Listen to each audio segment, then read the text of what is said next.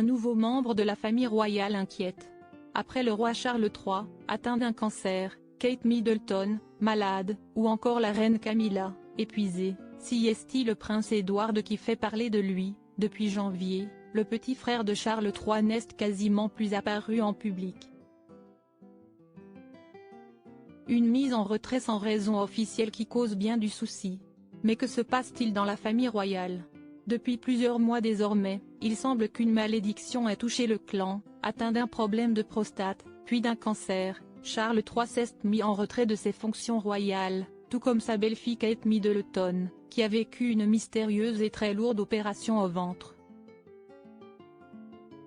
Le prince William, bien décidé à s'occuper de sa famille pendant que sa femme était au plus mal au début de sa convalescence, a un temps freiné les obligations royales. Ce qui ne laisse plus grand monde pour assurer l'intendance. Surtout que le prince Édouard, lui aussi, a demandé quelques semaines de repos.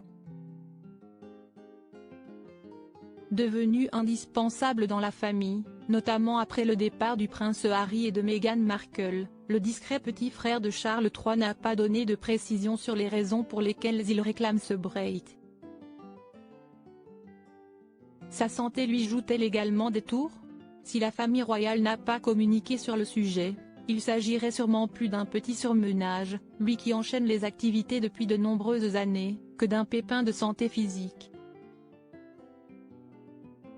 Rappelons qu'il a vécu un voyage épuisant, fin janvier, en faisant l'aller-retour pour 4 jours en Argentine. En tout cas, il ne semble pas s'agir de problème avec son épouse, la duchesse Sophie d'Édimbourg. Le 26 février dernier, c'est en effet avec elle qu'il a fait une rare escapade à Manchester pour tester des vélos adaptés aux athlètes paralympiques. Un clan fragilisé. Il faut dire que Sophie Rhys-Jones fait partie des seuls rescapés des membres seniors de la famille royale. Ou plutôt des seuls, le clan doit en effet compter sur 3 femmes en ce moment.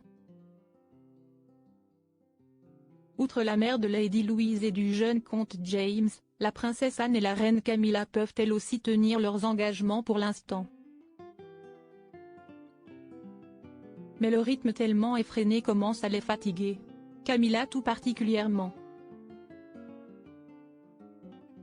Épuisée par les derniers mois, pendant lesquels elle a dû gérer toute seule pendant que son mari s'occupait de ses soucis de santé, la souveraine a pris quelques jours de repos et devrait s'envoler discrètement vers une destination au soleil dans les prochains jours.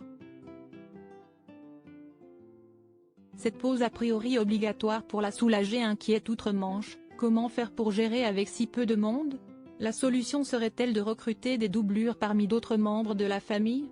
Pour le moment, aucune décision n'a été prise en ce sens.